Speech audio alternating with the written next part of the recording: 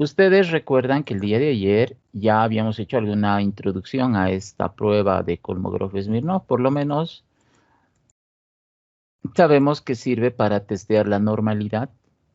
Sabemos que los que han propuesto esta prueba son dos matemáticos rusos. Incluso hemos visto imágenes de ellos. Y también ya sabemos que han realizado contribuciones muy importantes al análisis estadístico. Una de esas contribuciones es precisamente esta prueba de normalidad, esta prueba o test de Kolmogorov-Smirnov. Y es una prueba de bondad de ajuste, como ya sabemos.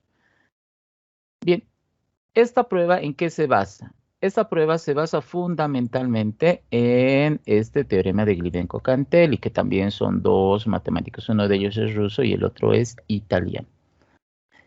Este teorema de Glibenko-Cantelli ya lo habíamos visto antes, justamente cuando hemos empezado este tema.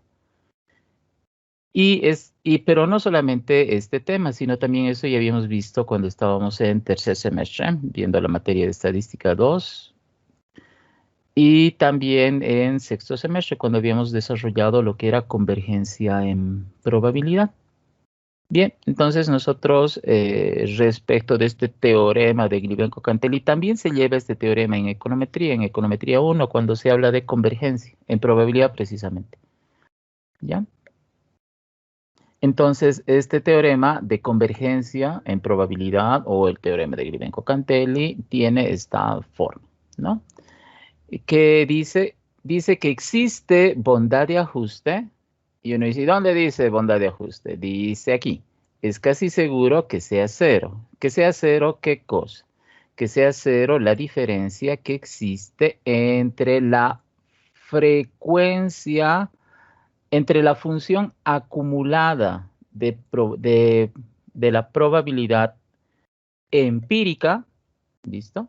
O sea, lo observado. Esto hace referencia a lo observado.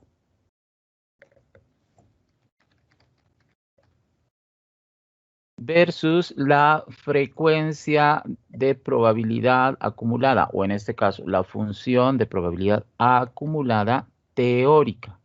Y la función de probabilidad acumulada teórica es esto de aquí. Y eso es lo que nosotros hemos llamado con el término de lo esperado. Entonces ahí está lo observado, pero lo esperado. Lo interesante de esto es que en este teorema de Glibenko-Cantelli, como es convergencia en probabilidad, estas diferencias hacen referencia a la función acumulada de probabilidad, a la función acumulada de probabilidad. Entonces, esto de aquí es una función probabilística y esto de aquí es una función probabilística acumulada, espero. Como en la tabla Z, ¿listo? Que se va acumulando de manera progresiva. Entonces, aquí dice que es casi seguro que la diferencia sea cero, la diferencia entre lo observado y lo esperado, pero como probabilidades acumuladas.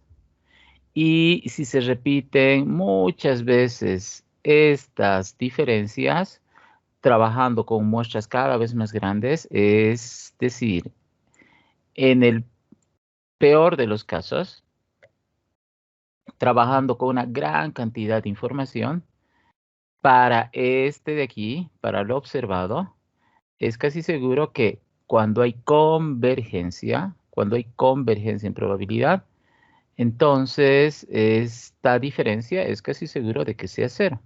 Y como hay convergencia en probabilidad, entonces existe bondad de ajuste. Es decir, lo observado y lo esperado llegan a ser casi lo mismo.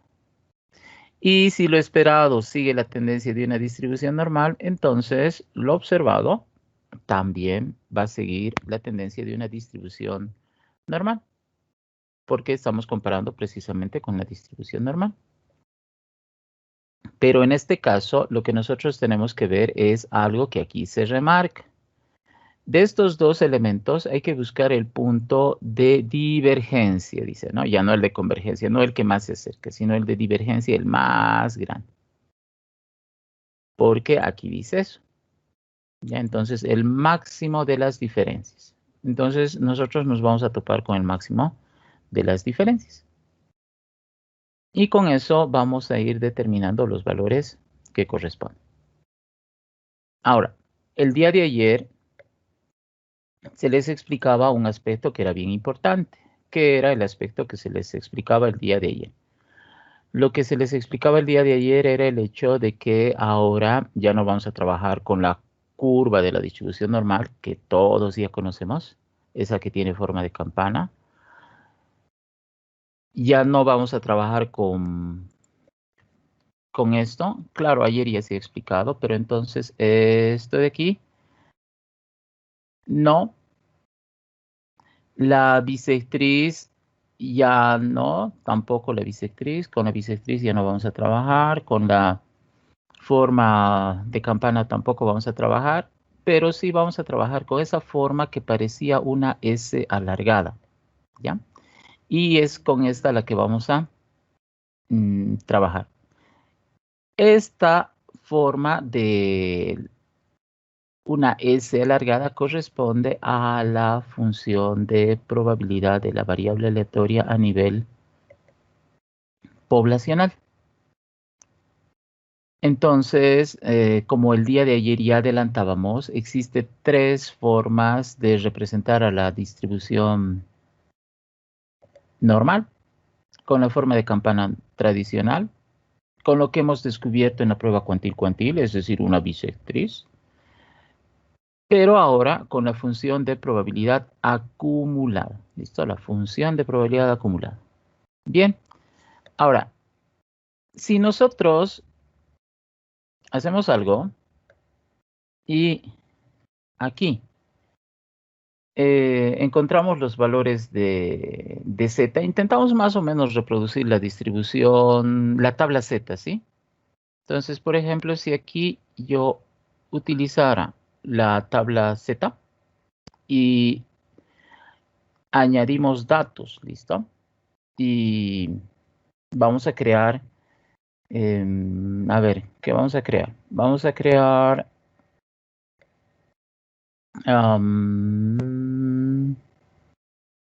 patrones de datos, ¿sí? Un conjunto simple de datos. Y voy a decir todos los datos se van a crear aquí. Y todo va a empezar en menos 3.5, como es la tabla Z, ¿sí? Hasta más 3.5, considerando incrementos de, y no de 1 en 1, sino de 0.01, como está en la tabla Z. ¿Listo?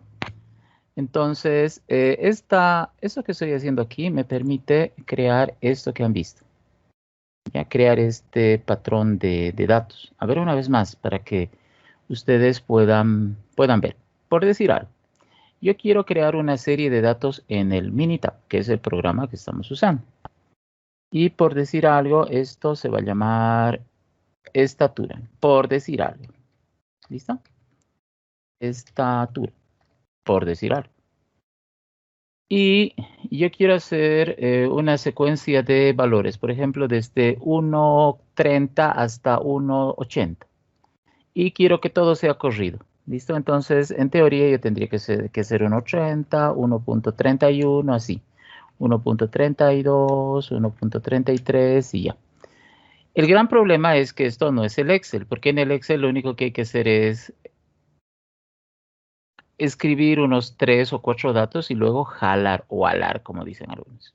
¿Listo? Bien, como esto no es Excel, entonces lo que tengo que hacer es ir a Calc, como ustedes han visto, y en Calc voy a crear patrones de datos. Y aquí voy a ir a un conjunto simple de números. ¿Listo? Este otro es uno aleatorio. No, yo voy a ir a este conjunto simple de números, al primero. A ver, una vez más, dado que estamos aprendiendo también a usar mejor el Minitab. Hay que ir a Calc, hay que ir a crear patrones de datos y el que me interesa es este, el que dice conjunto simple de números. Hago clic ahí Y yo le digo qué cosa. En la columna estatura, o sea, tengo que escoger la variable o la columna donde yo quiero que se vayan a crear esos valores. Se va a crear un conjunto de números donde el primer valor va a ser, ¿listo? Entonces aquí tengo que colocar mi primer valor, como ustedes ya han visto, ¿no? Entonces, aquí coloco 1.30, ¿hasta qué valor quieres llegar? Y yo le digo hasta 1.75, por ejemplo. Y aquí los incrementos de cuánto en cuánto quieres. Aquí está entre 0.01, pero si quiero puedo poner 0.05. Ahora, cada valor, ¿cuántas veces va a aparecer? Una sola vez. Y toda la secuencia, ¿cuántas veces va a aparecer? Una sola vez. ¿Ya? Esto de aquí enseguida voy a explicar. Ahora, hago clic en aceptar. Y como ustedes pueden ver, ha ocurrido eso, ¿no? De 1.30 a 1.75 con una variación de 0.05 entre cada valor, tal como hemos configurado. Bien, por ejemplo, voy a regresar otra vez, voy a Calc, voy a crear patrones de datos, conjunto simple de números. Y aquí, por decir algo, solo por decir algo, digo 0.1, ¿listo? Lo que se quería. Entonces aquí ya se realiza precisamente esta generación de esa serie de datos. ¿Listo? Esto es bien útil para poder completar y llenar los datos. Ahora, vamos a otra vez a borrar esto. Y vamos a regresar otra vez a la opción Calc, a la opción Crear patrones de datos, conjunto simple de números y aquí vamos a colocar 0.05 para que no sea muy largo y podamos notar aquí esto. Cada número, número de veces a presentar cada valor. Por ejemplo, si yo pongo 3 y hago clic en aceptar, como ustedes pueden ver, el 1.30, el 1.35, el 1.40 se van presentando 3 veces cada uno, porque así es como yo le he dicho, que cada número que se va a ir creando se presente 3 veces. Yo podía haber dicho que se presente 2 veces o una sola vez, que era lo que hemos usado hace rato. Entonces, ustedes ya saben para qué sirve crear patrones de datos y en esta parte, el número de veces, ¿qué ocurre cuando colocamos 3? Bien, yo no quiero 3 veces, yo quiero una sola vez. Bien, ahora vamos con este de aquí abajo. Número de veces a presentar la secuencia y yo le digo 4 veces. Hago clic en aceptar y me imagino que ya se han dado cuenta. De 1.30 hasta 1.75, perfecto, ahí ya se ha completado toda esa serie, cada valor se repite una sola vez, como hemos dicho, pero luego la serie se reinicia, y otra vez desde 1.30 hasta 1.75, y otra vez la serie se reinicia, desde 1.30 hasta, ¿cuántas veces se reinicia? 4 veces, porque eso es lo que hemos colocado, ¿listo? Entonces, como pueden ver, bueno, más veces, ¿sí? Aquí está otra vez la serie que se reinicia, ahí está lo que se reinicia y ahí está lo que se reinicia. ¿Listo? Entonces, sin querer, queriendo, hemos avanzado a algo nuevo, por lo menos en este programa Minitab, que es crear patrones de datos. Y con eso, si ustedes pueden ver, aquí yo tengo ya Z desde menos 3.5 hasta más 3.5. Y como ustedes pueden ver, es un trabajo no más arduo. ¿Por qué?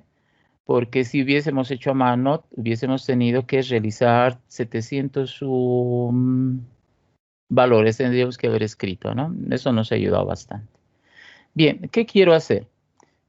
Ya les he comentado que lo que yo quiero hacer es reproducir la tabla Z. Y uno dice, a ver, no sé qué quiere hacer, ¿no? Queremos reproducir la tabla Z. Ya me voy a explicar mejor cuando veamos a la tabla Z en persona. Y para ver a la tabla Z en persona tengo que ingresar aquí porque la tabla Z no tengo a mano en esta computadora. Pero sí está aquí en modelo y simulación. Y vamos a esta parte de aquí, donde está la tabla Z que ya conocemos. Bien, ahí está, sí, eso es, sí, ahí está. Entonces, lo que yo estoy haciendo es reconstruir, entre comillas, toda la tabla Z, empezando en menos 3.5 y terminando en 3.5 y pasando de por medio por todos los valores. Por ejemplo, el 2, el valor 2,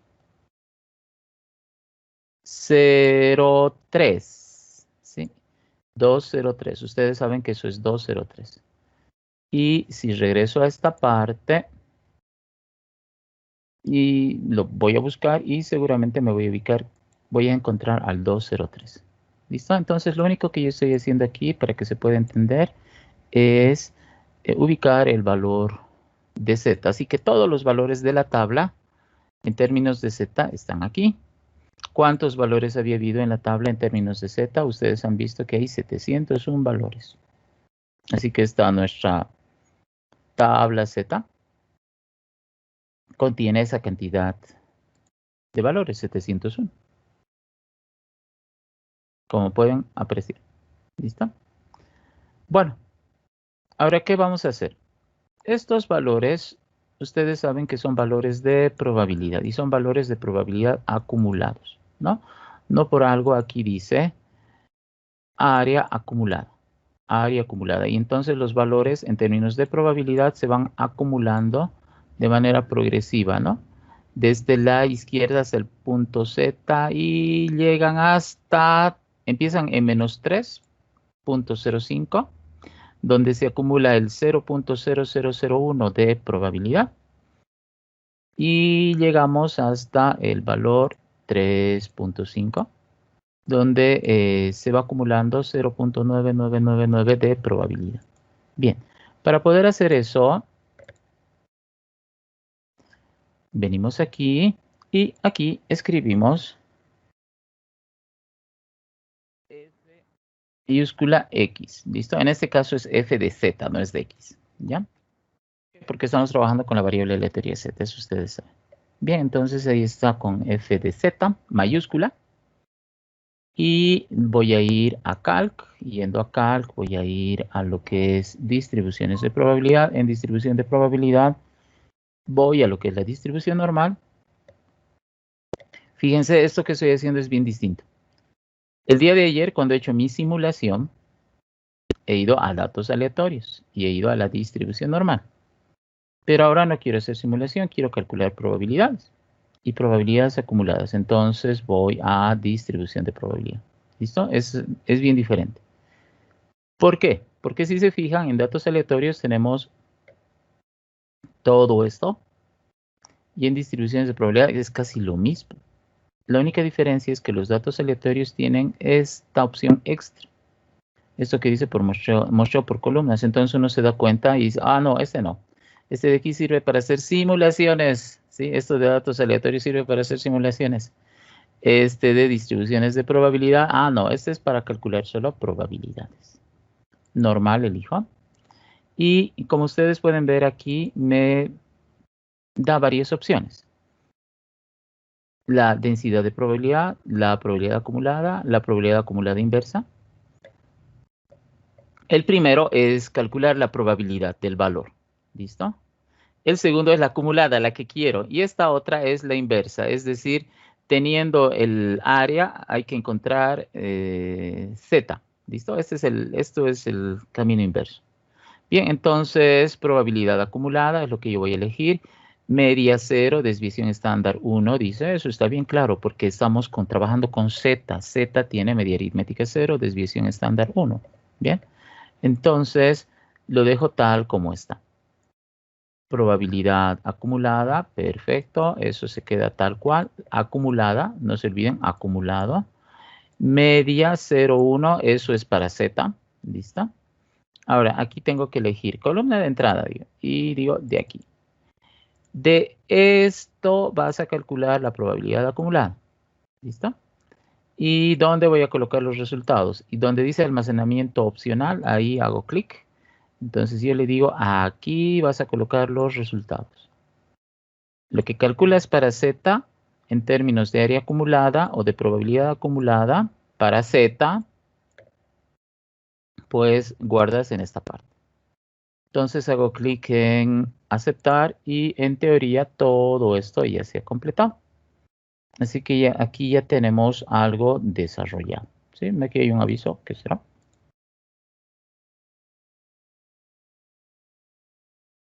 Ah, ya. Sí, está bien, no hay ningún problema. Muchas gracias por avisarnos. Muchas gracias por informarnos.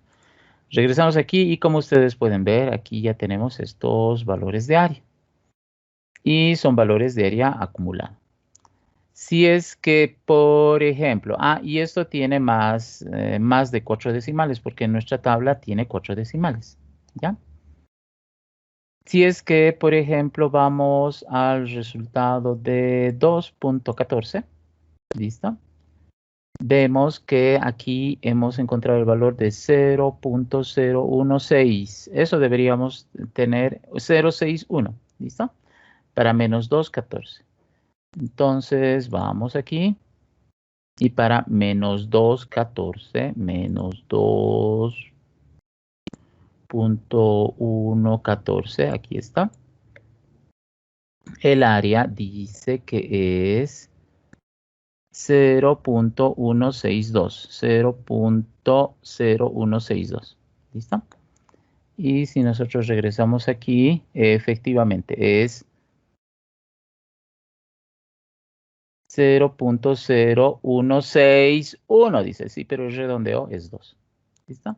Entonces, como pueden apreciar, aquí estamos viendo precisamente todos esos valores. O sea, en otras palabras, estamos de alguna manera reproduciendo la tabla Z aquí. Por ejemplo, si nos vamos, y con esto terminamos esta parte, ¿ya? A 0.70 positivo, ¿no?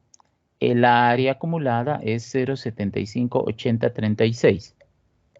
Bien, regresamos aquí. Para 0.70 hemos dicho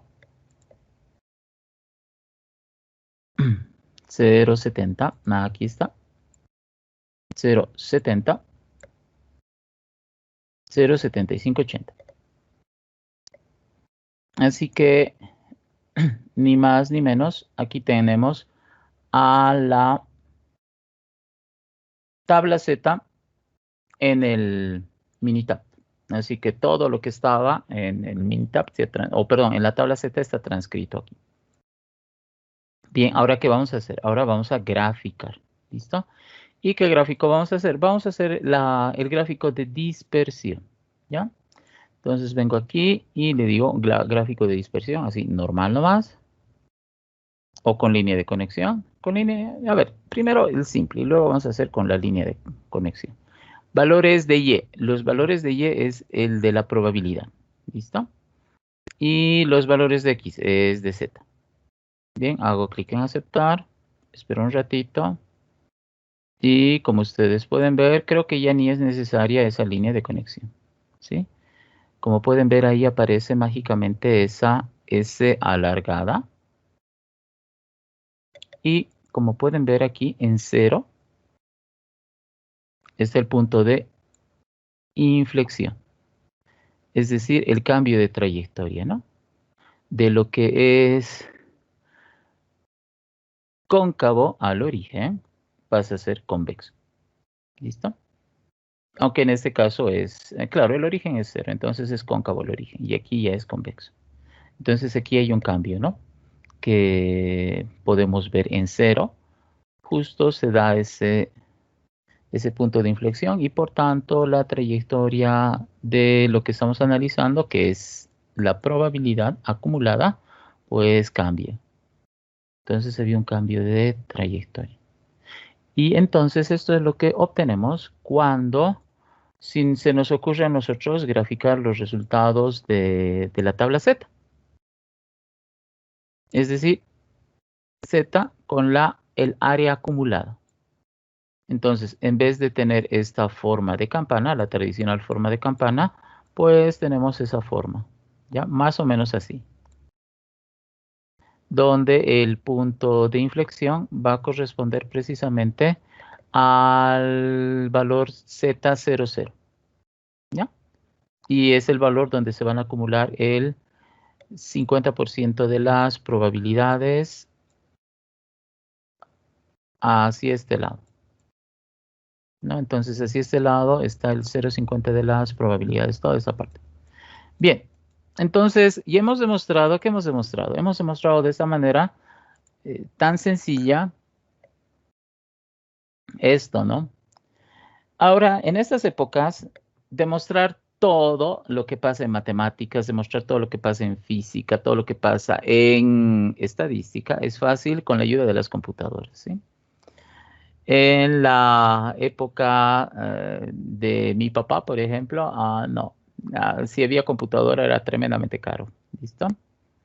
Y no había computadoras en las casas, solamente en algunas empresas y todo había que hacer a mano. Así que antes esto de aquí, solo algunos valientes hacían a mano. ¿Listo? Bien, ahora podemos hacer todos por la ventaja de la computadora. Así que todo este proceso de obtener los resultados y demás cosas y es algo sencillo. Es más, ya con este programa, ya ni necesitamos la tabla Z, ¿no? Ninguna tabla necesitamos. Ya les podemos decir, gracias, ya no les necesito, que les vaya bien. Bueno, ¿por qué se han hecho las tablas? Porque es complicado encontrar cada uno de estos valores, ¿sí? Y por eso había tablas. Tablas de probabilidad, incluso tablas para calcular los logaritmos, ¿sí? Tablas de logaritmos. Bien, por eso había tablas antes, para ayudar en el proceso de encontrar las cosas. Bien, listo, ya no hablaremos más, ahora avanzaremos porque ya hemos podido descubrir la forma que tiene esto, ¿ya? La función de probabilidad esperada, la forma de la distribución de probabilidad teórica, ¿no? Pero ojo, aquí dice frecuencias, correcto, es frecuencias, pero esas frecuencias se transforman en funciones de probabilidad acumuladas. Y esas funciones de probabilidad acumuladas me dan resultados en probabilidad acumulados. Y eso es lo que hemos visto. Entonces, ya sabemos esta expresión, cómo se comportan. Bien, lo que nosotros tenemos que ver ahora, cómo nuestros datos, los que hemos obtenido en nuestra muestra, qué forma van a tener. O sea, ya sabemos qué forma tiene lo teórico. Lo teórico es Z, la tabla Z en realidad. Lo que nosotros necesitamos ahora es esto de aquí, lo que ocurre a través de la muestra. Entonces, lo que nosotros tenemos que construir es una función de probabilidad acumulada para nuestra muestra. Y lo que tenemos que hacer es calcular las frecuencias acumuladas, para que en base a las frecuencias acumuladas podamos determinar el puntaje Z que le corresponde. ¿Listo? Y en base a eso, porque obviamente vamos a calcular una probabilidad y en base a esa probabilidad vamos a determinar Z, vamos a encontrar esto de aquí. Y esta parte es bien sencillito.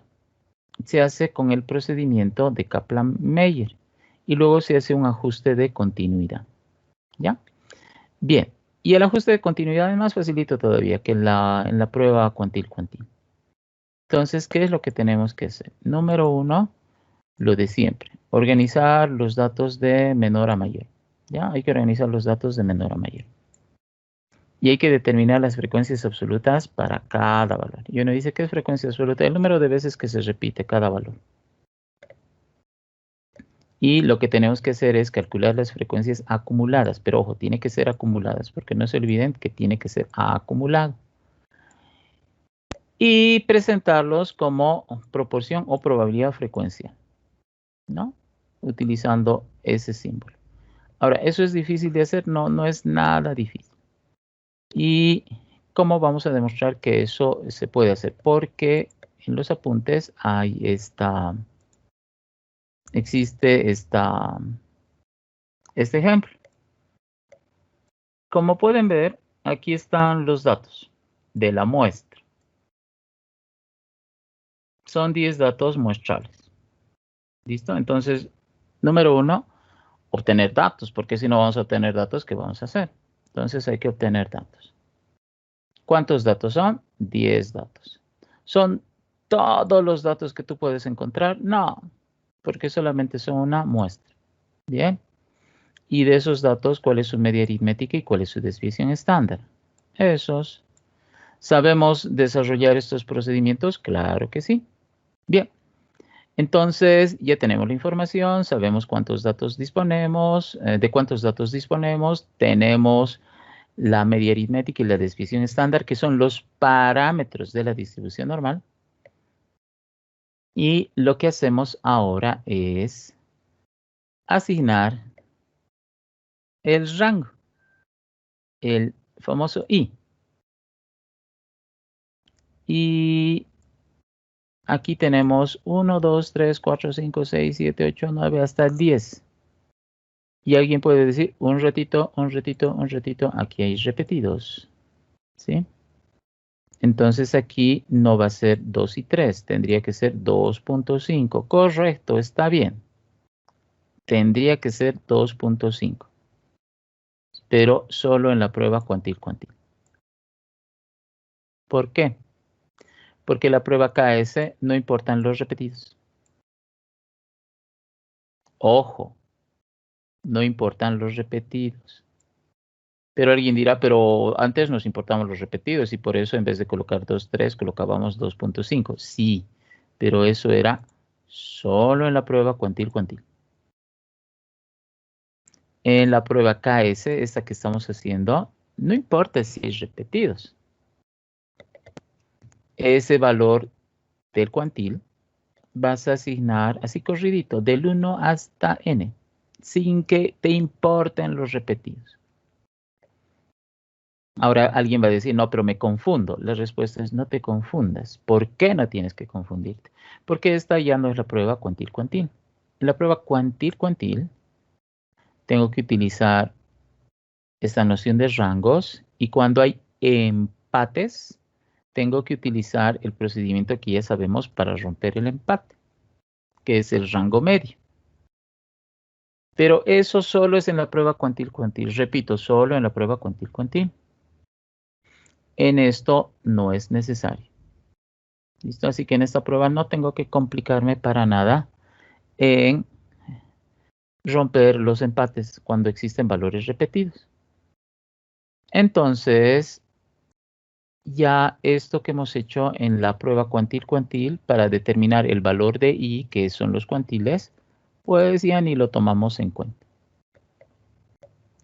Y aquí otra vez identificamos esa I, porque en todos los casos hemos identificado ese valor I, y los hemos corrido de 1 hasta n. ¿Listo? Así corrido, corrido, corrido, sin ningún problema. Obviamente, tengo que tener cuidado de que los datos estén ordenados.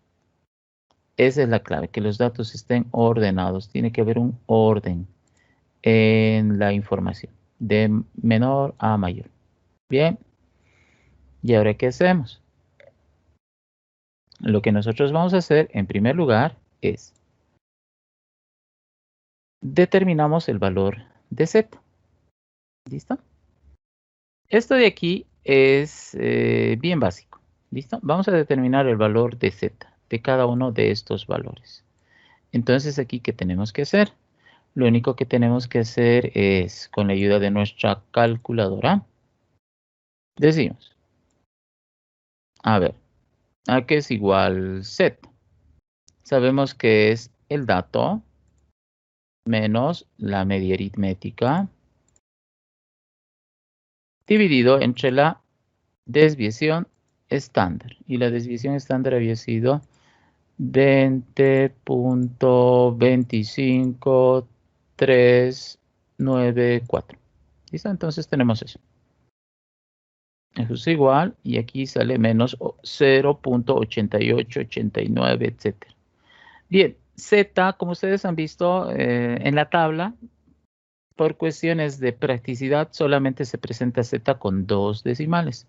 Entonces hay que redondear Z a 2 decimales. En este caso menos 0.89. ¿Listo? Menos 0.8887, bueno, 2 decimales 89. Perfecto. Menos 0.89. ¿Y ahora qué hacemos? Vamos a determinar la probabilidad acumulada con la tabla Z en teoría, ¿no? Porque vamos a empezar con lo esperado, ¿ya? Y luego vamos a hacer los otros ajustes. Entonces, primero con esto. Primero vamos a ir a la probabilidad esperada, probabilidad acumulada esperada. Por eso aquí dice la probabilidad de que Z sea menor o igual a menos ZI. Y como es esto, entonces es algo acumulado, como pueden ver, acumulado, acumulado, se va acumulando. Y de cada uno de estos datos que ya hemos hecho la conversión a Z, pues realizamos o encontramos el valor que le corresponde como función de probabilidad acumulada. ¿Y eso cómo se hace? Se hace con la tabla Z, ¿listo? Menos 0.89, ya. Entonces aquí decimos menos 0.89, vengo aquí, venimos aquí, nos vamos aquí arriba, menos 0.89, menos 0.89, menos 0.89, ahí es. Entonces este valor de aquí es el que me sirve. A ver, este de aquí. 0.1867, bien, 0.1867. Así que, y aquí también está, ¿listo? En esta representación que hemos hecho hace rato. ¿Sí? Ahí está. Bien, con todo esto regresamos aquí y como pueden ver, aquí está ese 0.1867. O sea, en otras palabras, lo que estoy haciendo aquí es los datos observados, los estoy transformando en Z y de Z estoy obteniendo la probabilidad acumulada. O sea, en otras palabras, lo que estoy haciendo en esta parte, en esta parte de aquí, en todo esto, es para los 10 datos que tenemos, estamos obteniendo su función de probabilidad acumulada por los resultados de la frecuencia acumulada. O sea, en otras palabras, estamos haciendo desde menos 89, fíjense, hasta 1.68. Desde menos 89 hasta 1.68. Estamos encontrando esto, ¿sí? Desde menos 0.89 hasta 1.68.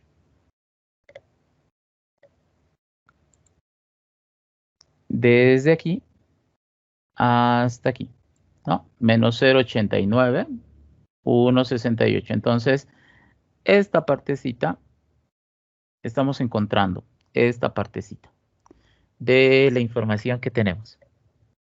Solo esta partecita. No todo. ¿Por qué? Porque no necesito toda la función de probabilidad. Todo este lado no necesito y todo este otro lado tampoco necesitamos. ¿Por qué? Porque nuestra información solamente trabaja con esto de aquí. Así que esta parte de la curva es la que estamos determinando, de la curva de la función de probabilidad acumulada. Y esos puntos están aquí. Entonces, esto que tenemos en esta parte, pues corresponden a lo esperado, a la función de probabilidad esperada. Esperada, pero desde la perspectiva teórica, porque eso esperamos que haya ocurrido. ¿Listo? Todo esto es teórico. Por eso todo se hace transformando a Z y encontrando los valores de la tabla. Es teórico, teórico, teórico. Bien. ¿Y ahora qué hacemos? Vamos a hacer lo que dice la teoría. Vamos a ir calculando la probabilidad acumulada. Y en este caso, como ya sabemos algunos nombres, vamos a utilizar el ajuste de Kaplan-Meier. ¿Listo? Ese que decía 1 sobre n, ¿no? Ya no es el 1 menos 0,5 sobre n, porque ese es el de Kaplan-Meier ajustado. Es decir, es 1 sobre n. Es decir, para el dato 6 le corresponde el cuantil 1 dividido entre 10. Para el valor 7 le corresponde el cuantil 2 dividido entre 10. Para el valor 7, que es repetido, le corresponde el cuantil 3. Yo hice un ratito. Esto es repetido. Sí, pero hemos dicho que no se tienen que preocupar. No se preocupen, ¿sí? No se preocupen. No es la prueba cuantil. Para la prueba KS no importan los repetidos. Entonces no se preocupen, tranquilitos nomás. Este segundo 7, ¿qué lugar debería ocupar? El tercer lugar. Pero es el mismo de arriba. No. Tranquilos. Tercer lugar. Y este es I dividido entre n. O sea, 3 dividido entre 10, 0,3. Y así sucesivamente, como ustedes pueden ir viendo. ¿Listo? Por ejemplo, para el valor 35, el valor 35 ocupa el lugar 7 en la lista de 10 valores. Entonces sería 7 sobre 10, 0,70. El último valor es 58. Y ocupa el lugar 10. 10 entre 10, 1. ¿Y qué tenemos aquí? Tenemos el 100% de la información. Cuando llegamos aquí a 1, tenemos todo. Y como ustedes pueden ver, se va acumulando de manera progresiva. Para el primero es 0,10, para el segundo es 0,20, etc. Obviamente estos resultados van a ser válidos cuando n es 0,10. Pero si n hubiera sido 0,20, entonces hubiese sido 1, si n hubiera sido 20, hubiera sido 1 entre 20, 2 entre 20, 3 entre 20, etcétera, ¿no? Y el último sería 20 entre 20. Cosa de que en el último siempre tenga el valor 1. ¿Y qué tenemos aquí? Tenemos algo que tiene un nombre. Se llama lo observado. Fíjense, lo que teníamos que encontrar era lo observado, ¿se acuerdan? Pero sin ajuste. O la probabilidad acumulada que me decía esa técnica de Kaplan-Meier, que es solamente 1 entre n, ¿no? Y esos nombres Kaplan-Meier, el ajustado, el ranking, ¿no? Que es el ajustado de Kaplan-Meier, que es I menos 0,5 sobre n, o el de Blom, etcétera, ¿sí? Todas esas cosas que ya hemos visto antes, aquí las volvemos a aplicar. Y a este resultado le vamos a llamar no solamente la probabilidad de I acumulada, sino que esa probabilidad de I se va a llamar la probabilidad de D más, ¿ya? D más. Ahora ustedes quédense tranquilitos. D más, solamente eso. ¿Ya? ¿Y uno qué dice? A ver. 6 representa el 10% de la información. Este 8 de aquí ocupa el lugar 4 y representa el 40% de la información. Este valor 47 ocupa el lugar 9 y representa el 90% de la información. ¿Listo? Pero si se fija, a cada uno de estos valores que se van acumulando, cada uno de estos valores que se van acumulando se llama frecuencia observada, acumulada, sin ajuste. Es decir, tenemos que hacer algo parecido a lo que habíamos hecho en la prueba cuantil-cuantil.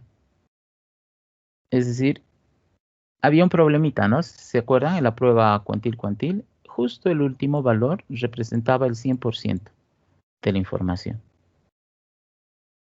Pero en términos teóricos, el último valor, el 58, no representaba el 100% de la información, representaba o se acumulaba el 95.35% de la información. Sí, pero en términos frecuenciales era todo, pues no podíamos tener menos, ¿no? Bien, entonces sin realizar ningún ajuste, esos ajustes de continuidad, sin realizar ningún ajuste tenemos esto de aquí. Ya, está bien, perfecto. Lo podemos aceptar. Bien, ahora ¿qué hacemos? Ahora vamos a crear otra columna. Otra columna que se va a llamar frecuencia función de probabilidad acumulada con ajuste. O probabilidad acumulada CAES Kolmogorov-Smirnov. ¿Listo? ¿Y eso cómo había sido? Es 1 sobre n, pero antes al 1 le quitas 1. Es decir, parecido al ajuste de Rankit que ayer hemos realizado. Parecido, no es lo mismo.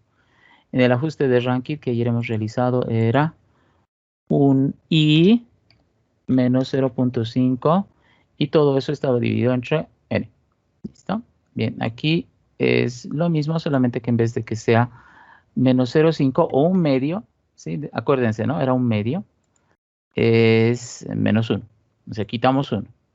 Y este es el ajuste de Kolmogorov-Smith, ¿no? Y tenemos esto de aquí. Entonces, ¿qué hemos encontrado? Hemos encontrado algo que estamos llamando función de probabilidad acumulada sin ajuste o demás. Y que no es nada más que el de Kaplan-Meier, que lo habíamos despreciado, ¿no? En la prueba cuantil, no habíamos usado esto para nada. Bueno, aquí sí hay que usar. Bien. Y esto se va a llamar demás. Y uno dice, ¿por qué se llama demás? Un ratito, ahorita les voy a explicar por qué se llama demás. Y aquí hacemos otra vez lo mismo, o sea, 2 veces, pero ahora con el ajuste. O sea, D menos, ¿listo? Con ajuste. Entonces aquí tengo la probabilidad de D más y aquí tengo la probabilidad de D menos, pero son funciones de probabilidad observados. Sin ajuste, con ajuste. ¿Complicado? No, no es complicado. Y uno dice, ¿y para qué hace con el ajuste? Si es que ustedes se acuerdan con la explicación del método cuantil-cuantil o de la prueba cuantil-cuantil, es para que el último valor, 58, que es el último, no acapare todo, sino que dé campo para que existan valores que sean mayores al 58, porque pueden existir valores mayores al 58. Y uno dice, ya, pero ¿qué son todos estos datos? Son valores inventados, ¿sí? Así que no se preocupen lo que representan estos. Puede ser, ¿qué puede ser? No sé qué será. Son valores inventados. Obviamente luego vamos a hacer con los valores que corresponden. Y tenemos para trabajar varias cosas. Por ejemplo, de la tabla del día de ayer, tenemos lo de estatura, tenemos lo del salario mínimo nacional y tenemos lo de las notas, ¿ya? Así que tenemos para practicar. Así que no se preocupe. Bien, la cuestión es sin ajuste, con ajuste. Así que determinamos la probabilidad acumulada de lo observado utilizando los cuantiles sin ajuste y con ajuste. Y aquí el ajuste es al valor y quitarle un hito, 1. ¿Listo? Y por tanto, esto de aquí va a estar, se parece más o menos a lo de el análisis de series de tiempo, ¿no? Para lo que son las medias móviles, con rezago, sin rezago, ¿sí? Entonces aquí es con rezago 1. ¿Listo? Entonces, en vez de que sea 0.10 el último, va a ser 0.9. ¿Captan la idea? Entonces tenemos eso. Bien, entonces tenemos estas dos situaciones. Pero si se fijan bien, aquí aparece algo bien interesante, ya que es necesario que les explique. Porque es importante conocer esto, pues, porque si tal vez fuese otro docente, les digo, haz esto, punto y listo, ¿qué me importa? Ya, pero a mí no me importa, sino quiero explicar. Si se fijan, el primer valor vale 6. Y acumula el primer valor, el primer cuantil en este caso, el 10% de las probabilidades. Y el último cuantil, que vale 58, el 100% de las probabilidades. En otras palabras, esto de aquí que me está mostrando. Me está mostrando lo siguiente. A ver, prestar atención. Si regresáramos a la forma tradicional de la distribución normal, a la forma que todos conocemos, esta forma de campana, resulta que para el primer cuantil, aquí voy a colocar i, ¿listo? Para el cuantil número 1, acumula en toda esta parte de aquí, se va acumulando un valor. ¿Cuánto vale eso? Eso vale 0,10. Entonces, ahí se acumula un valor que vale 0,10, mejor con ese color, para que se vean, note. ¿Listo? Y para el último cuantil, para el último, está asignando lo siguiente. Para el último cuantil, ¿sí? Y en este caso para el valor 10, porque en nuestro ejemplo el último cuantil valía 10. ¿Qué valor está asignando en términos de probabilidad acumulada? Estamos viendo que para el último, bueno, no está tan bien esta distribución normal. A ver, vamos a ver si la hacemos mejor. A ver, así ya. Peor me ha salido, ya no importa. Imagínense que esta es una distribución normal. Imagínense, listo, no cuesta mucho imaginarse. Toda esta área de aquí, a todo ese valor de área, le está asignando una probabilidad de 1. O sea, todo eso vale 1. ¿Listo? Y esto es lo que ha ocurrido cuando hemos hecho el cálculo de la probabilidad sin ajuste. Es decir, al primer cuantil le dice, pueden haber valores más pequeños que el primer cuantil. La probabilidad de que haya valores más pequeños del primer cuantil es 0,10. Pero valores más altos que el último cuantil no hay. La probabilidad de que ocurran valores más altos que el último cuantil es 0. Es decir, pueden existir valores más pequeños que el primer cuantil, 10% de probabilidad. Pero valores más altos que el último cuantil no pueden ocurrir nunca. Y eso vale 0. Perfecto. Ya hemos entendido cómo está funcionando esa probabilidad acumulada. Entonces, para el primer cuantil, está aceptando que puedan existir valores más pequeños que ese primer cuantil. ¿Listo? Pero probabilidades más altas que el último cuantil, ya no está aceptando eso. Pero uno dice, pero pueden ocurrir pues valores más altos, ¿no? Pueden haber tal vez valores más altos que 58 y además estamos trabajando con una muestra, entonces puede haber valores más altos que el máximo de la muestra, ¿no? Sí, pueden haber, pero el problema es que aquí eso no debería ocurrir nunca. Entonces, ¿qué decimos? Valores más altos que el último cuantil, que vale 58, no van a ocurrir. Pero nosotros sabemos que puede pasar. ¿Y cómo hacemos que ocurran probabilidades para eventos mayores al cuantil 10, que vale 58? Haciendo un ajuste, es decir, rezagando la distribución normal, con rezago. ¿Listo? Entonces lo vamos a mover. ¿Para qué? Para que para el último cuantil exista una probabilidad de valores más altos.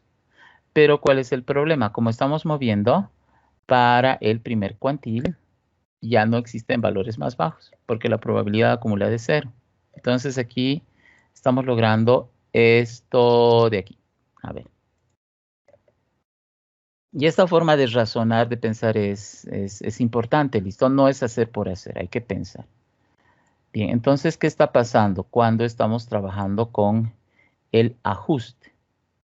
Cuando estamos trabajando con el ajuste, entonces nosotros tenemos a la distribución normal.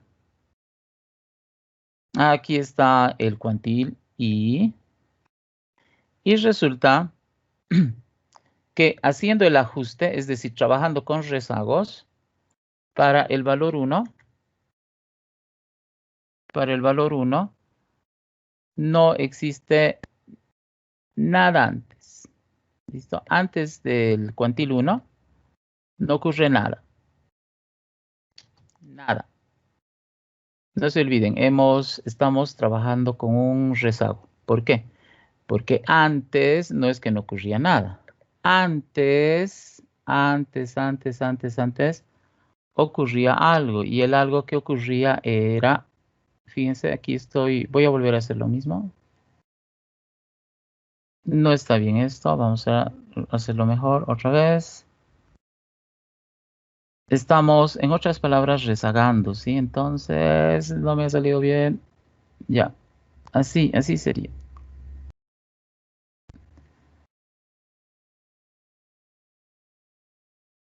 Algo así sería. ¿Listo? Y antes, el que no tenía ajuste, sí estaba identificando que podían ocurrir valores previos, ¿no? Valores más pequeños, que era 0,10. Podían suceder. Pero ahora con el ajuste ya no hay. Y en el cuantil 10, antes, y ahí colocamos, y ahí escribimos 10.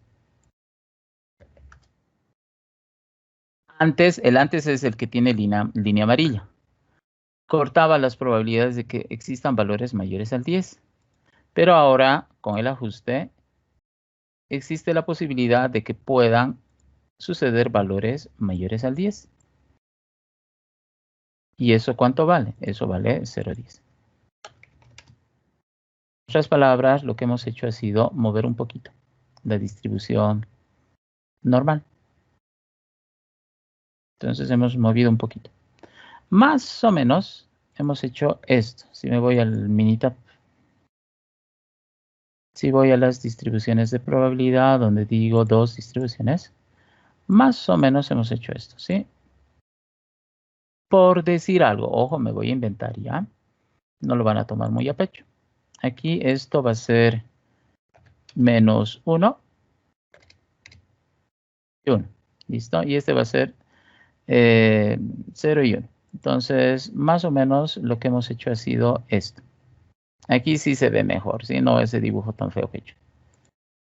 Entonces ha habido eso, ese rezago, ¿no? Al quitarle 1, entonces ha habido este rezago. El rojo es lo original y el que está con color azul es ese rezago de menos 1, que es el ajuste que estamos realizando ahora. Entonces ha habido precisamente este movimiento. Lo que hemos generado ha sido mover el área de probabilidad de la curva normal, ¿sí? Entonces la hemos desplazado. Y por tanto, para el valor más alto, ahora hay una probabilidad de ocurrir. Y para el otro antes ya no había. Bien, entonces tenemos eso como característica básica. Y eso estamos mostrando aquí. Así que estamos precisamente estableciendo que para el último cuantil, que vale 58, se acumula el 90% de probabilidades, siendo que se acepta que para valores mayores al 58 haya un remanente de 0,10. Cuando antes no había ningún remanente para el valor más alto, todo terminaba ahí. Pero este ajuste que hemos hecho, como le da esperanzas a valores, a que puedan existir valores mayores que el 58 y le da una probabilidad de 0,10 para eso, para el valor mínimo ya no le da probabilidades. Aquí dice el mínimo es 7, el mínimo es 6 y valores menores que el 6 no hay. Pero no dice, pero pueden haber valores más pequeños que el 6. Sí. Si vas por el otro lado, hay la probabilidad del 10% de que existan valores más pequeños que el 6. Pero con el ajuste ya no. Cuando no había ajuste, aceptaba valores más pequeños que el 6, 10%. Pero valores más grandes que el 58 ya no aceptaba, porque decía, no, ahí ya se ha acabado, ya no hay valores, ya no hay la posibilidad de que haya valores mayores que el 58. Pero el que tiene rezago, ¿sí? Dice, para los valores más grandes hay posibilidades, porque para el 58 se acumula el 90% de probabilidad. Por tanto, hay un 10% para valores mayores que el 58. Pero para el otro ya no. Es decir, se compensa, ¿sí? Compensa la situación para un caso y para el otro. Para un caso anula la probabilidad, para el otro caso habilita la probabilidad. Entonces se van compensando. Así que como ven aquí tenemos las dos posibilidades. De que existan valores más pequeños que el primer cuantil y que existan valores más grandes que el último cuantil. Entonces con esa forma de pensar, estos dos señores, Kolmogorov y Smirnov, ahora hacen algo bien básico, ¿sí? ¿Y qué hacen? Ya tengo lo observado, ya tengo lo esperado. Como ven, lo esperado no se modifica. Y lo esperado es esa partecita nomás de esa S alargada. ¿Listo? Eso no se movió para nada. Bien, entonces, ¿qué voy a hacer? Esto sin el ajuste, voy a restar de esto, ¿ya? Y eso se va a llamar D más. Entonces, D más es la diferencia sin el rezago. ¿Listo? Entonces, la diferencia entre el valor observado menos el valor esperado. Pero no son valores, ¿no? Son probabilidades. O sea, este resultado menos este resultado. ¿Y cuánto de discrepancia? Esta D es de discrepancia o diferencia. Dice, entre lo observado y lo esperado hay una diferencia de menos 8.67%. No se olviden, estos son probabilidades, ¿no? Probabilidades acumuladas. Y este resultado es probabilidad. Y uno dice, pero hay valores negativos. Sí, pero esto de aquí está mostrando una diferencia negativa. ¿Listo? Para este valor 6, que en términos Z equivale a esto, existe una diferencia entre lo observado y lo esperado de 0.08667.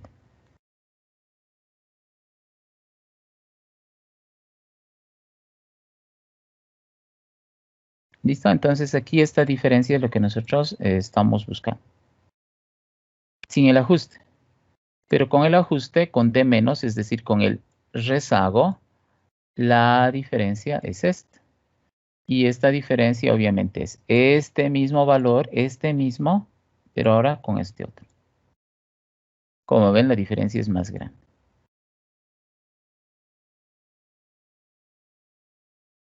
Y nada más, así se hace sucesivamente. Por ejemplo, este 0,20 menos esto, perdón, 0,3 menos 0,20 genera este valor. Y en este otro caso, 0,20 menos 0,20 es 0,5 genera esto de aquí. Entonces, como ustedes pueden ver, este de aquí, que es lo teórico, es decir, lo esperado, lo que no cambia de la tabla Z, se va comparando dos veces.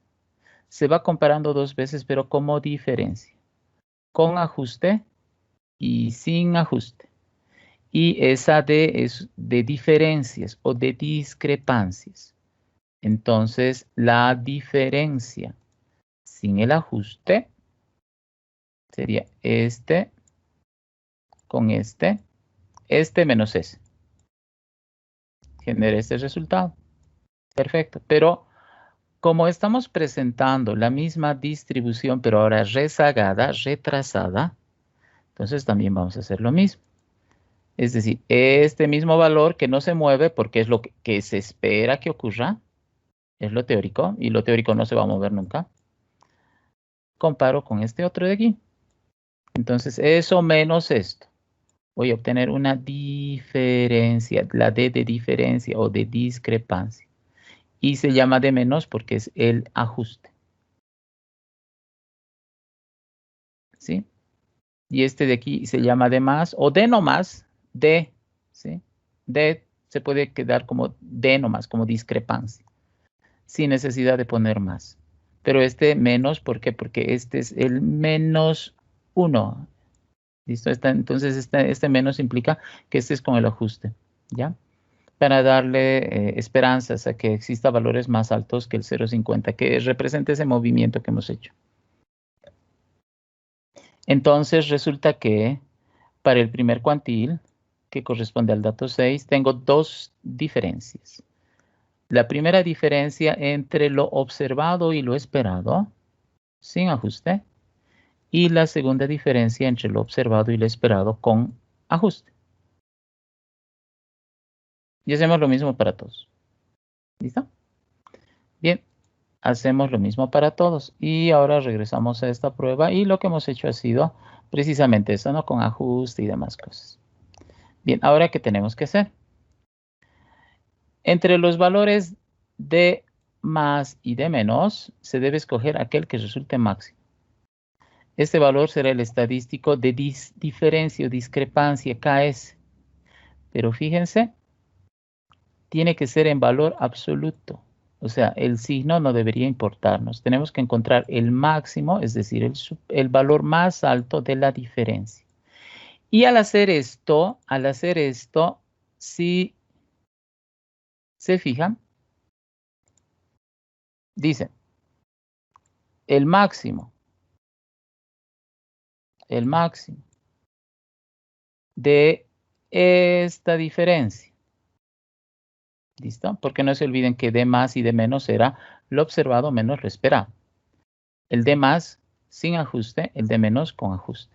Como tenemos dos diferencias con y sin ajuste, porque este de aquí estamos trabajando de dos maneras. Sin ajuste y con ajuste. Entonces, aquí dice son ajuste, lo voy a arreglar, ¿listo? Porque ya no se puede arreglar aquí mismo, así que tengo que escribir por encima. Entonces, sin. Ya, una I. Listo. Entonces, aquí sí o peor lo he arruinado. Ya, sin ajuste. Y ya, entonces tenemos dos diferencias. ¿Listo? Una primera diferencia que es esto menos esto sin ajuste, y que le hemos llamado de más. Y lo mismo, esto con esto, pero esto con ajuste, y le hemos llamado de menos. Ahora, ¿con cuál de esos me quedo? Con el máximo. Con el máximo. ¿Importa el signo? No, no importa el signo. La cuestión es que la diferencia sea la más grande, sin importar el signo. Entonces, ¿qué vamos a hacer? Regresamos aquí al ejemplo. Y como ustedes pueden ver, si me olvido totalmente del signo, ¿sí? Lo único que tengo que hacer es de esto ver cuál es la diferencia más grande. Y obviamente es este valor. Y de este otro, del de menos, si veo todas esas diferencias y me olvido del signo, por un rato me voy a olvidar del signo, porque solamente me interesa el valor de la diferencia, el valor absoluto. Entonces veo que es esto. Entonces, el máximo de D más es este de aquí, pero en valor absoluto, ¿listo? Y el máximo de D menos en valor absoluto es este de aquí. Ahora, el estadístico KS, ¿cuál es? Es el máximo del máximo de D más y del máximo de D menos. Entonces, entre estos dos, ¿cuál es el máximo? Este de aquí. Esta es la diferencia más grande que pueda haber. Pero diferenciando, ¿listo? De más, de menos. ¿Cuál es la diferencia más grande en D más? Este, listo. ¿Cuál es la diferencia más grande en D menos? Este, listo. ¿El signo importa? No, no importa el signo. No te preocupes por el signo. Solamente pilla cuál es el valor de diferencia más grande. Ya, esos son los más grandes. Sin ajuste y con ajuste. Perfecto. Ahora, ¿cuál de esos dos es más grande? Y uno dice, el más grande es este de aquí. Perfecto, ya has encontrado la medida de discrepancia máxima, que es el estadístico KS. Y si es que hacemos esta de aquí, donde esa S alargada representa al observado, entonces estamos viendo aquí, a ver un cachito, vamos a quitar esto. Estamos viendo que para este valor, fíjense, ¿cuál acumula el valor de discrepancia más grande? El valor 14, que es el cuantil 6. Ahí está tanto el de más como el de menos. ¿Listo? Pero como a mí me interesa el valor de más, o sea, la diferencia más grande, me voy a quedar con este. Ojo, a veces coincide, tanto el máximo de más y el valor de menos coincide para el mismo, pero muchas veces no coincide, es diferente. En este ejemplo coincide para el mismo punto 14 y por eso este punto 14, este valor 14, lo estoy rescatando aquí. Esto vale 14, este punto de aquí es 14. Y como pueden ver, aquí está lo observado. Aquí está lo esperado, parece 14. Y esta diferencia es la diferencia máxima que hay. Entonces, de toda, pero en toda la serie de datos, lo que está en este recuadrito es la diferencia más grande que puede haber. Obviamente aquí hay muchas diferencias, ¿listo? Por ejemplo, aquí tenemos una diferencia. Aquí tenemos otra diferencia. Aquí tenemos otra diferencia. Por aquí tenemos una diferencia que es casi nada. Aquí tenemos otra diferencia que es casi nada. Aquí tenemos otra diferencia. Por ejemplo, cuando x fuese 0. Si, por ejemplo, x fuese 5, esta es la diferencia. Si x tuviese un valor más alto, por ejemplo 9, esta es la diferencia. ¿Listo? Entonces ahí tenemos muchas diferencias. Resulta que justo cuando x es 14, la diferencia es máxima. Y la diferencia es máxima sin el ajuste con un valor de 0,2879. Esa es la diferencia, la discrepancia máxima que existe entre lo observado y lo esperado. Lo esperado tiene esa forma de una S. Lo observado es este que tiene forma de grada. ¿Listo? Y uno dice, ¿qué forma de grada más rara? Sí, es que esa forma de grada más rara de alguna manera quiere acercarse a esta forma de S. Pero fíjense, no le alcanzan, ¿sí? No le alcanza para acercarse a esta forma de S. Entonces hay diferencias, pues, entre esa supuesta forma de S, pero que no es de S, sino que parece unas gradas y bien raras. ¿Alguien se imagina que las gradas de su casa sean más o menos así? Nadie, ¿no? Bien, entonces esa es la idea, ¿ya? Bueno, esto que está así en forma de gradita es la frecuencia observada. Y la discrepancia máxima entre lo observado y lo esperado justo está en este punto 14 y es esta distancia vertical, ¿ya? O lo que se está mostrando aquí de mejor manera. Por tanto, esta distancia 0,28 es la distancia máxima que existe. La distancia o la diferencia máxima que existe con ajuste, sin ajuste, sin ajuste, con ajuste. Y esa medida de discrepancia o diferencia grande, grande, grande es el estadístico KS. Y el estadístico KS no es nada más ni nada menos que la medida de la diferencia, pero medida absoluta, ¿no? Donde no importa el signo, valor absoluto. Entonces la diferencia máxima entre lo observado y lo esperado es 0,2879. Bien, ya está, ya hemos hecho eso. Ahora la pregunta es, ¿esta diferencia, que es la diferencia máxima que hemos identificado, es o no significativa? ¿Esta es una diferencia significativa, sí o no? ¿Es o no significativa esta diferencia. Y ahora empezamos con las pruebas de hipótesis. Aquí va a haber una hipótesis nula,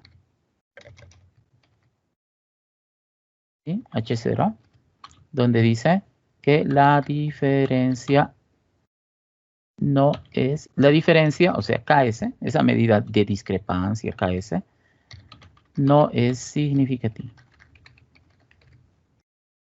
Lo de siempre, ¿no? Hipótesis nula, la diferencia no es significativa. Hipótesis alternativa, la diferencia KS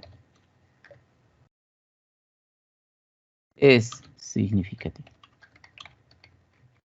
Lo de siempre, ¿sí? La diferencia no es significativa, la hipótesis nula, y la hipótesis alternativa, la diferencia es significativa. Bien. Si la diferencia no es significativa, ¿a qué conclusión llegamos? Llegamos a la conclusión de que esa forma que tiene forma de grada y una forma de grada bien rara, no se aleja mucho de esa S alargada. O sea, son más o menos parecidos. Pero esa S alargada, ¿a quién representa? A la distribución normal. Y esa forma de grada, ¿qué es? Son los datos de la muestra. Ya, pero ¿qué significa eso? ¿Qué significa demostrar la hipótesis nula? Que esa forma de grada y esa forma de S alargada se parecen, no son tan diferentes, pero ojo, no son tan diferentes no contando todos los puntos, contando un solo punto, que es el que representa la diferencia máxima, ¿se entiende? No es puntito por puntito, no es la sumatoria. Si aquí hubiésemos aplicado la prueba chi cuadrado, aquí hubiésemos dicho la diferencia de entre lo observado menos lo esperado, ¿se acuerdan? Así era. La sumatoria entre lo observado menos lo esperado al cuadrado, ¿sí? Para que no haya negativos y por la sumatoria se esté anulando, ¿no? Pero ponderado entre lo observado. ¿Se acuerdan de eso, no? Y eso era la distribución chi cuadrado. Pero era una medida de discrepancia total, diferencia total de todos los puntos. Esta medida KS no es de todos los puntos, no es sumatoria. ¿Listo? Esta es la diferencia entre lo observado y lo esperado. Pero ya no es necesario que esta diferencia se transforme en la variable aleatoria, por eso había que ponderar, ¿no? Sino directamente está trabajando con la probabilidad, por eso ya no hay que ponderar, ya no hay que elevar al cuadrado y demás. Por eso acepta signos negativos también. Entonces, esta medida KS es la diferencia máxima, no son todas. ¿Sí? Así que aquí está la diferencia entre esta medida KS y este chi cuadrado. El chi cuadrado era el total de todas las diferencias. Esta medida KS es la diferencia máxima de un solo valor respecto a la función acumulada. Pero es la diferencia máxima porque aquí de verdad estamos aplicando el teorema de Glibenko-Cantelli, donde me dice, concéntrate en la diferencia máxima, en eso tienes que concentrarte, en el supremo, en la diferencia máxima, en la más grande de toditas. Una vez más repito, la prueba chi cuadrado sumaba el total de las diferencias. Pero este teorema de Kolmogorov-Smirnov no suma el total de las diferencias, sino la diferencia máxima. ¿Listo? Entonces, esta prueba de Kolmogorov-Smirnov es la que en teoría es aquella que está cumpliendo sí o sí este teorema de Glibenko-Cantelli. ¿Listo? Es la que sí o sí está determinando la diferencia máxima. Y con la diferencia máxima nosotros tenemos que ver si esa diferencia máxima, la más grande que pueda ocurrir o que ocurre, con y sin ajuste. Ya saben por qué es importante el ajuste, ¿no? Porque con ajuste y sin ajuste se va compensando lo que antes habíamos visto, ¿no? De dar probabilidad nula al primer cuantil o darle probabilidad al primer cuantil o darle probabilidad nula a valores más altos que el último cuantil, ¿listo? No se van a olvidar ese cambio que existe, ¿no? Entre de la distribución normal que se va rezagando por el ajuste. En la prueba cuantil-cuantil, todas esas otras también, como ya se mencionó antes, igual buscan realizar ese ajuste, ¿no? Ese rezago. Siempre buscan rezagar cuando hay esa corrección de continuidad, que así se llama. Bueno, entonces tenemos eso. Ahora, ¿esta diferencia es o no significativa? Hay que hacer una prueba de hipótesis. Entonces, aquí está. ¿Esta diferencia máxima es o no significativa? Y me dicen, no sé. Bien. Entonces, ¿qué tenemos que hacer? En teoría, en la distribución chi cuadrado, hacíamos algo así, ¿no? Toda esta parte, la diferencia no era significativa y aquí la diferencia es significativa. Y una pregunta teórica, ¿por qué se llama significativo? Es que la diferencia es bien grande y a la hipótesis alternativa le corresponde el nivel de significancia. Por eso estas diferencias que corresponden a la hipótesis alternativa son significativas, porque justo está en la probabilidad del nivel de significancia. Eso, sin embargo, ya hemos explicado antes. Bien, sin embargo, ¿cuál es el problema? Este estadístico KS no sigue la tendencia de una distribución chi cuadrado. ¿Por qué? Porque este KS no es, pues, a ver, vamos a hacer mejor. Vamos a borrar esa última partecita porque me he olvidado escribir algo. Me he olvidado escribir la S del estadístico KS, ¿listo? Entonces, ¿a qué conclusión llegamos aquí? Llegamos a la conclusión de, por supuesto, este estadístico KS no es igual al estadístico chi cuadrado. Por tanto, no puedo usar esto de aquí. ¿Listo? Porque no es lo mismo. Porque esta es la diferencia de un puntito y esta es la diferencia de toditos los puntos. Entonces, ¿qué voy a hacer?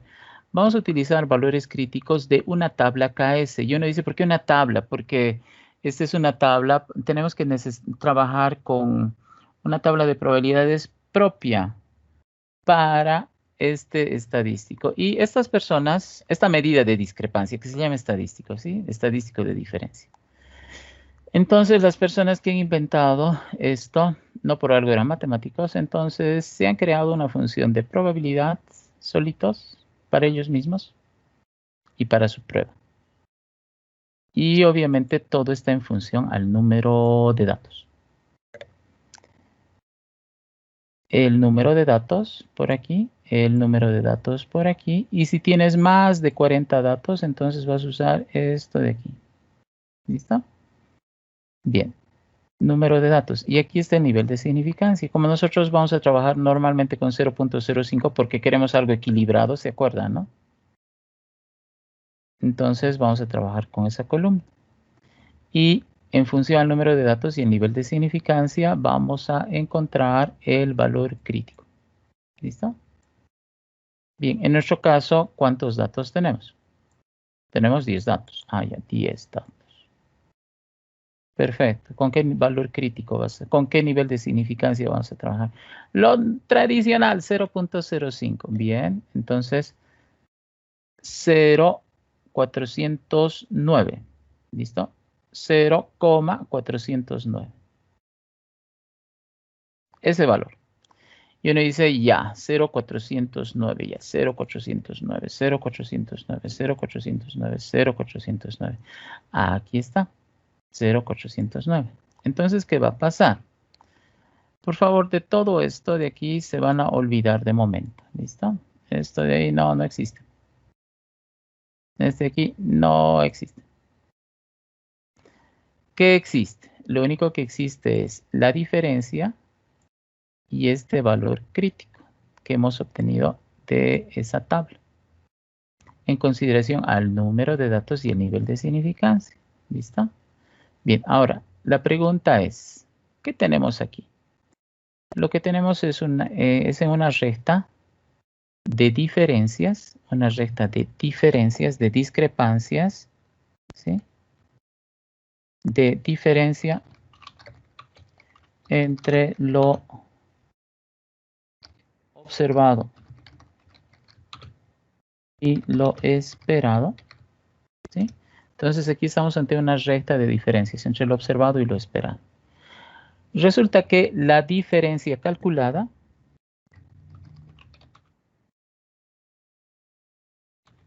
O sea, medida KS había sido 0.2879. Entonces, la diferencia más grande entre lo observado y lo esperado es del 28.79%. Probabilidad acumulada, no se olvide. Bien, y para ese número de datos y para ese nivel de significancia, el valor de diferencia a partir de lo cual las diferencias son significativas o no son significativas había sido 0.409. A partir de 0.409 ocurre todo. ¿Listo? Antes de 0.409 está el hecho de que las diferencias no significativas. ¿Listo? ¿Por qué? Porque si no encontrábamos este valor de 0.409, yo ni sabía a partir de qué punto las diferencias son o no son significativas. ¿Captan la idea? A partir de 0.409 las diferencias no son significativas y más de 0.409 las diferencias son significativas, ¿no?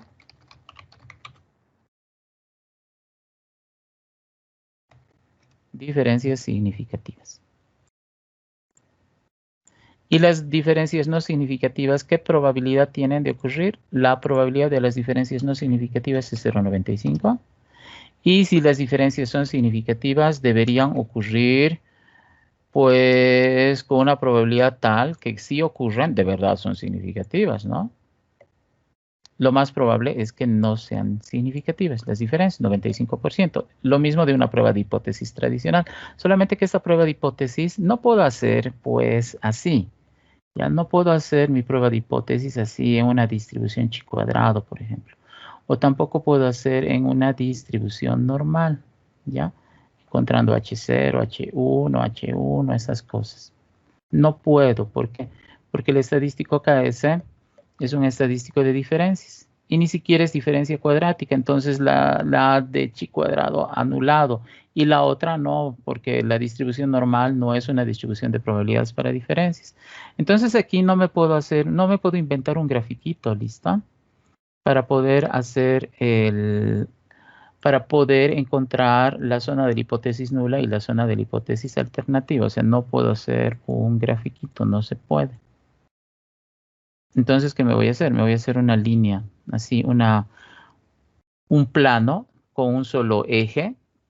Y ese plano bueno, ni siquiera es un plano, ¿no? Porque no tiene dos dimensiones.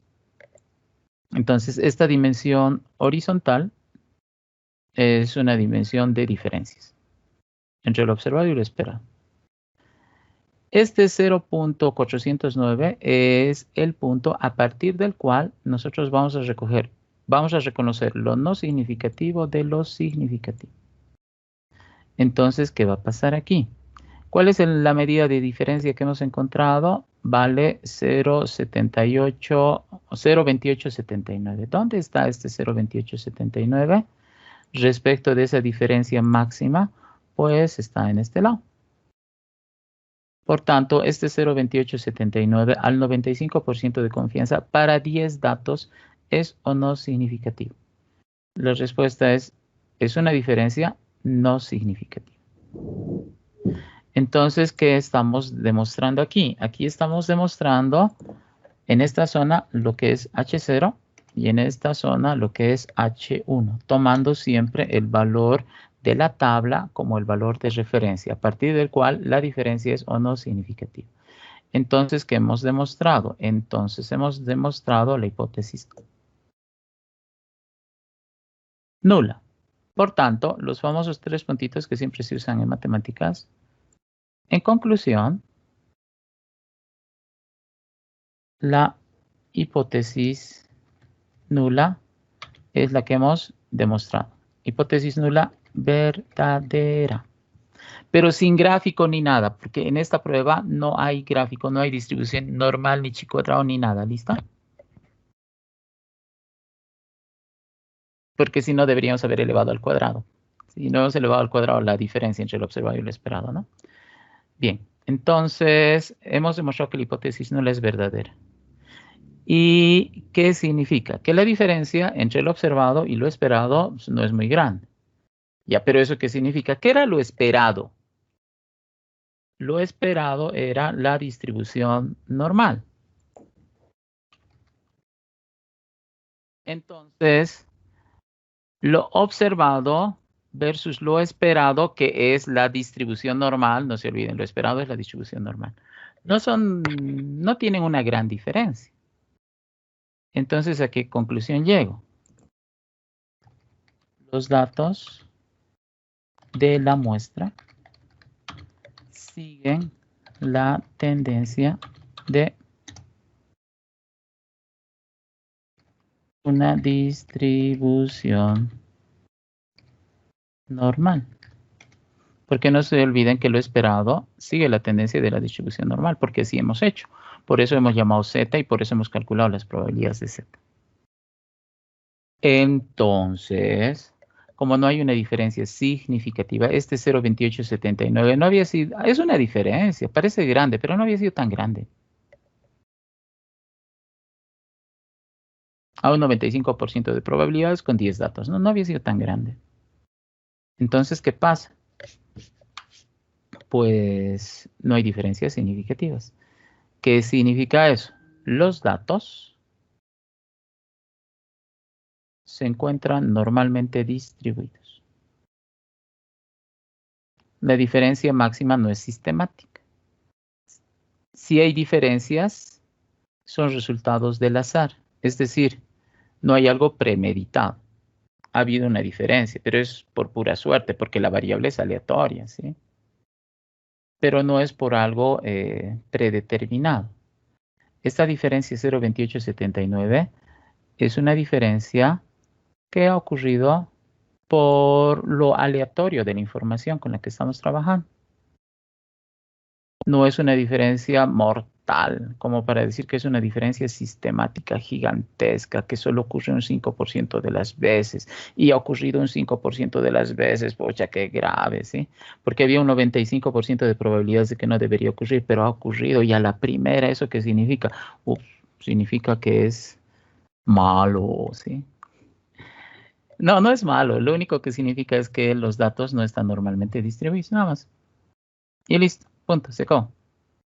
Ahora, ¿con el Minitab se puede hacer esto? Claro que sí, miren, ahí está. Y uno dice, pero esto conocemos, claro, que es lo que hemos hecho ayer, ¿no? Solamente que en esa lista de opciones he elegido la prueba de Kolmogorov-Smirnov. Y como ustedes pueden ver, el valor del estadístico de prueba es 0,289.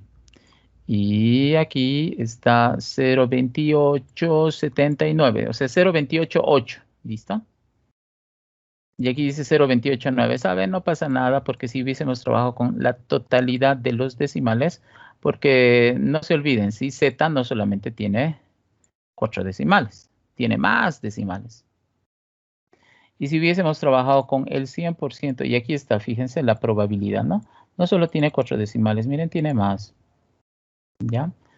Entonces aquí lo que nosotros estamos viendo es precisamente esa característica. No estamos trabajando con poca información, sino estamos trabajando con una gran cantidad de información. ¿Listo? Así que como ustedes pueden ver, tenemos más de 4 decimales. ¿Listo?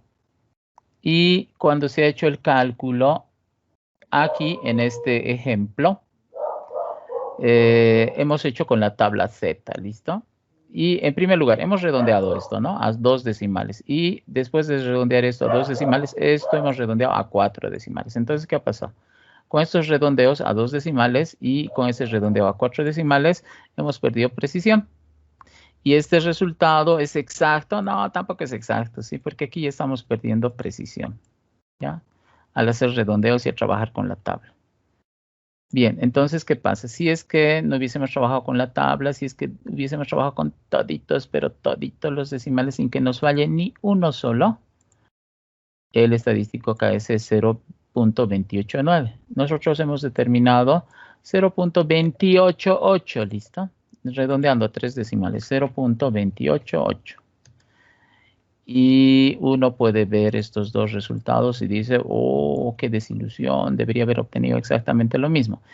El problema es que si queremos obtener exactamente lo mismo del Minitab, tenemos que trabajar con toditos los decimales, pero uno dice, ¿pero qué es un décimo, sí?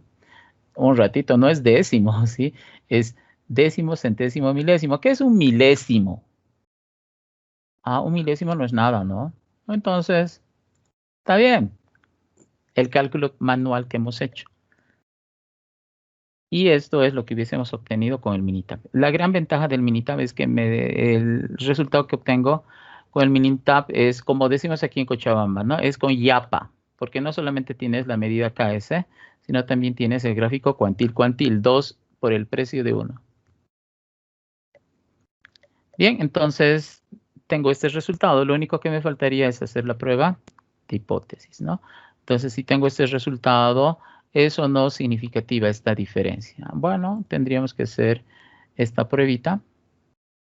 Y si este resultado es menor o igual que esto, entonces la diferencia no es significativa. Caso contrario, la diferencia es significativa.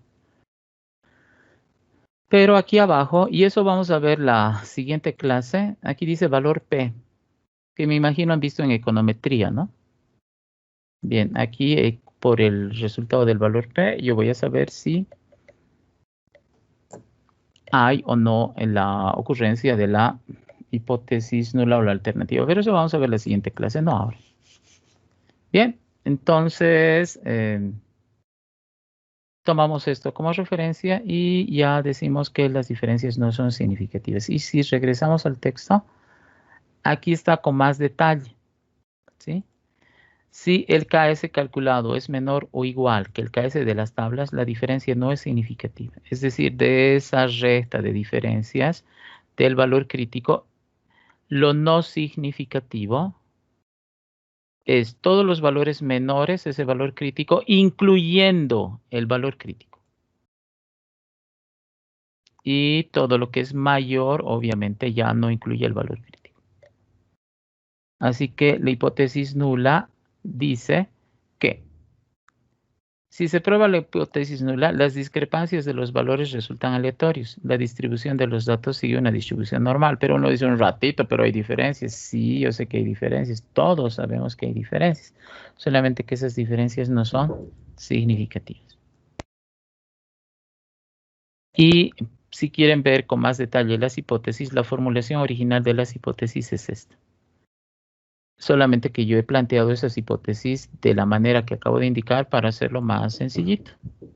Pero las hipótesis planteadas por estos dos matemáticos en su momento, Kolmogorov y Smirnov, dice, ¿no? La hipótesis nula. Si ocurre esto, es decir, la discrepancia calculada versus la discrepancia máxima en las tablas, para separar lo significativo y lo no significativo, si ocurre esto, dice, las diferencias de los valores observados y los teóricos, o sea, lo observado y lo esperado, de la distribución normal se deben al azar. Si hay una diferencia, se debe al azar. Y es una diferencia chiquitita. Por tanto, los datos siguen la tendencia de una distribución normal. Si el valor calculado es más grande que el valor de las tablas, dice que existe una diferencia sistemática bien grande. Esa diferencia no se debe al azar, no se debe al azar. Es algo que ocurre y es algo que diferencia los valores observados versus los esperados. Pero uno dice, pero esa diferencia es por suerte, porque la variable es aleatoria. No. Es una diferencia sistemática que es gigante. Los valores esperados seguían la distribución normal, ¿sí o no? Sí. Y los datos observados siguen o no siguen la tendencia de la distribución normal. No, porque la diferencia de la discrepancia máxima es la más grande, es muy grande. Entonces, los datos no siguen la tendencia de una distribución normal. No están normalmente distribuidos, porque la diferencia es significativa. Es decir, lo mismo que las mismas hipótesis que en la prueba chi cuadrado, ¿sí? Era lo mismo, ¿no? Solamente que el chi cuadrado hemos usado para la distribución uniforme y la normal. Esto de aquí solo se usa para la distribución normal. ¿Ya? Entonces tenemos eso. Por favor, no se van a olvidar de la prueba chi cuadrado porque les va a ayudar harto. Y ya está. Ya hemos obtenido. Fíjense esto de aquí con Minitab, etcétera. ¿Ya? Pero ojo, como aquí hay prueba de hipótesis, hay una tabla. Y la tabla representa estas discrepancias máximas y están en función al nivel de significancia y al número de datos. Y si, por ejemplo, yo estoy trabajando con más datos, por decir algo, estoy trabajando con 60 datos, entonces, ¿cuál es el valor crítico para 60? O 62, digamos. Y supongamos que vamos a trabajar con el de siempre, ¿no? Con el alfa de 0.05. Entonces, ¿cuál es el valor crítico para 62? ¿Cuánto vale esto? La respuesta es, a ver, veremos cuánto vale. Entonces, aquí digo, a ver, tenemos que hacer 1.36, ojo, este de aquí, no se olvide, dividido entre la raíz de 62. La raíz cuadrada de 62. Igual, y aquí me dice, oh, 0.7727. Bien. Entonces aquí tengo ese valor que hemos obtenido nosotros mismos. ¿Listo?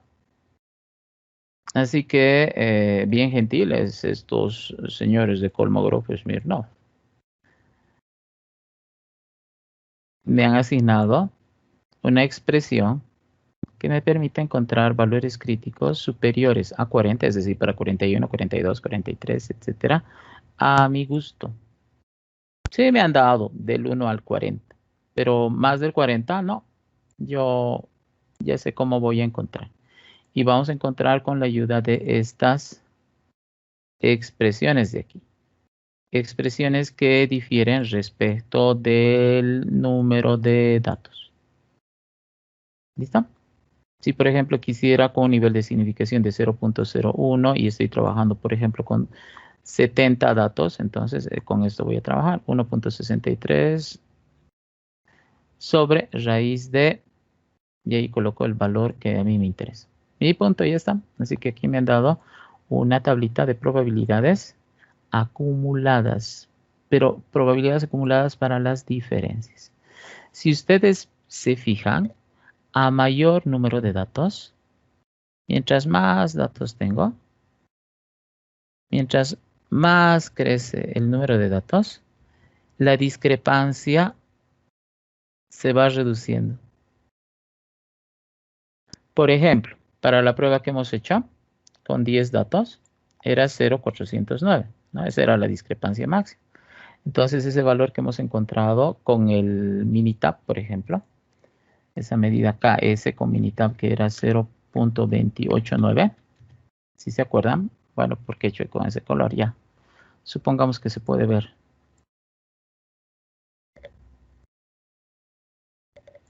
Presenta una diferencia no significativa. ¿Listo?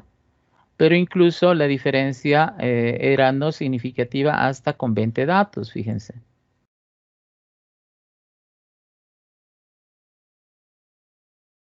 Ya trabajando con 21 datos, la diferencia es significativa. Porque si se fijan, este 0.289 ya es mayor que 0.287. Entonces, si yo, por ejemplo, en vez de tener 10 datos, hubiese tenido 21 y este valor se hubiese mantenido, la diferencia ya hubiera sido significativa. Por tanto, los datos ya no siguen una distribución normal. Es decir, mientras más datos tienes, el valor de diferencia cada vez se va reduciendo más. ¿Ya? Entonces, en otras palabras, tienes pocos datos, esta prueba es menos exigente. Tienes más datos, la prueba es más exigente. ¿Por qué?